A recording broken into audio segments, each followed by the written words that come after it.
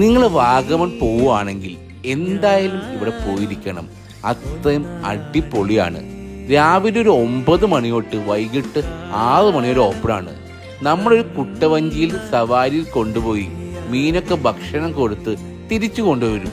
ഇത് വാഗമണിലുള്ള KPM fish farm ആണ്. ഇതിന്റെ തൊട്ടടുത്തായിട്ട് ഗ്രാസ് ഹോപ്പർ വാഗമൺ എന്നൊരു റിസോർട്ടുണ്ട്.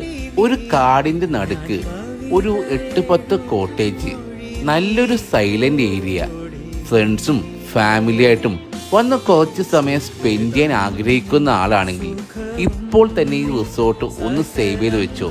അത്രയും അടിപൊളിയാണ്. ഇവിടെ വന്നാൽ ലെഫ്റ്റിലേക്കും റൈറ്റിലേക്കും നേരെ നോക്കിയാലും നല്ല ആംബിയൻസ് ആണ്. ആംബിയൻസ് മാത്രമല്ല, വണ്ടി സേഫ് ആയിട്ട് പാർക്ക് ചെയ്യാനുള്ള സ്ഥലവും, നല്ല ഭക്ഷണം.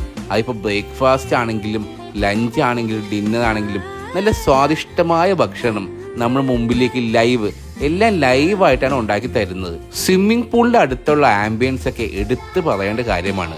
നിങ്ങൾ ഇവിടെ വരുവാണെങ്കിൽ നിങ്ങൾക്ക് അത്രയും ഫീൽ ചെയ്യാൻ പറ്റും. അപ്പോൾ ഇങ്ങനത്തെ അടിപൊളി വീഡിയോസ് കിട്ടണമെങ്കിൽ നമ്മുടെ പേജ് ഒന്ന് ഫോളോ ചെയ്താൽ മതി.